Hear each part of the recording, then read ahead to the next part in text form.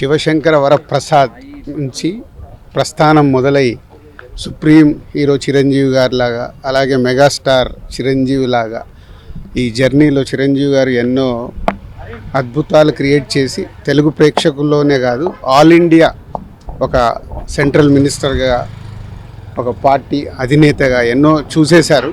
So central government నుంచి వచ్చే Padmashri award కానీ పద్మభూషణ్ కానీ అవి ఆల్రెడీ తీసుకొని ఇప్పుడు పద్మ విభూషణ్ అవార్డు తీసుకోవడం చాలా మా తెలుగు సినిమా ఇండస్ట్రీతో పాటు తెలుగు ప్రేక్షకులందరికీ ఎంతో సంతోషకరమైన న్యూస్ ఇది. రాత్రి ఎప్పుడో 11:30కి తెలవగానే మార్నింగే మినిస్టర్ గారు ఫోన్ చేస్తే చిరంజీవి గారు అపాయింట్మెంట్ అడిగి మినిస్టర్ గారిని కూడా తీసుకురావడం జరిగింది.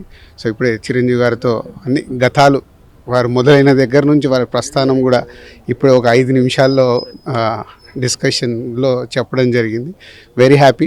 అండ్ ఫిలిం ఇండస్ట్రీ నుంచి తొందరలోనే చిరంజీవి గారికి ఒక ఈవెంట్ లాగా ప్లాన్ చేద్దామని ప్రయత్నం చేస్తున్నాం. అది అందరితో మాట్లాడి తొందరలో అనౌన్స్ చేస్తాం.